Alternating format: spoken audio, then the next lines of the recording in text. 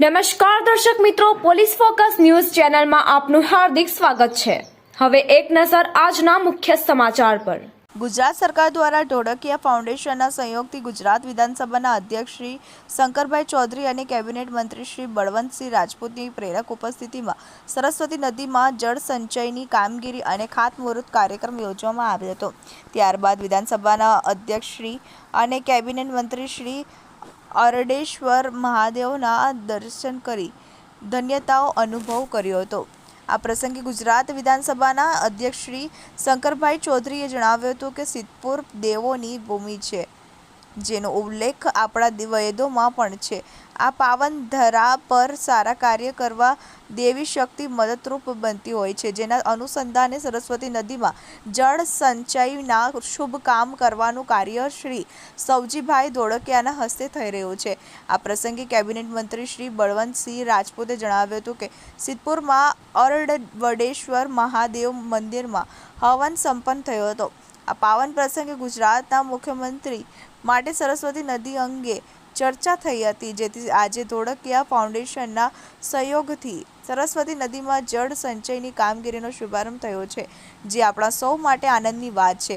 જેના અનુસંધાન સરસ્વતી નદી 3 મીટર ઊંડી થશે અને જેના પર ભવ્ય ઘાટ બનાવવાથી સુંદરતાનું નિર્માણ થશે અને ધાર્મિક કાર્યો સુખરૂપ સંપન્ન થશે।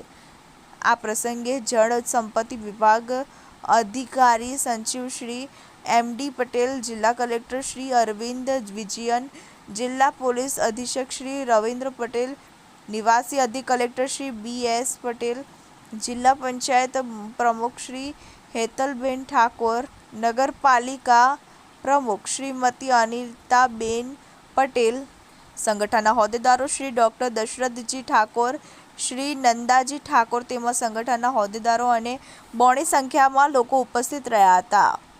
બળવંત રાણા। મિત્રો, આવા જ અવનવા સમાચાર જાણવા માટે અમારી ચેનલને લાઈક કરો, સબસ્ક્રાઇબ કરો અને બેલ આઇકોન પર પ્રેસ કરો, જેથી અમારી ન્યૂઝની બધી જ અપડેટ આપને મળતી રહે। સરસ્વતીજીનું આધ્યાત્મિક દ્રષ્ટિથી પણ બહુ મોટું મહત્ત્વ છે અને નર્મદાના પાણીથી પુનઃજીવિત કરવા માટેનું અભિયાન દેશના પ્રધાનમંત્રી મોદી સાહેબે શરૂઆત કરી હતી। ફરી એને આગળ વધારવા માટે કાંપ 1 કિલોમીટર સુધી કાઢી આગળ અને પાછળ બંને બાજુ એટલે 2 કિલોમીટર જેટલું થાય, 300 મીટર ચોડું અને 3 મીટર જેટલું ઊંડું, આ રીતનું મોટું અભિયાન ધોળકિયા ફાઉન્ડેશન સાથે રહીને રાજ્ય સરકાર કરવા જઈ રહી છે।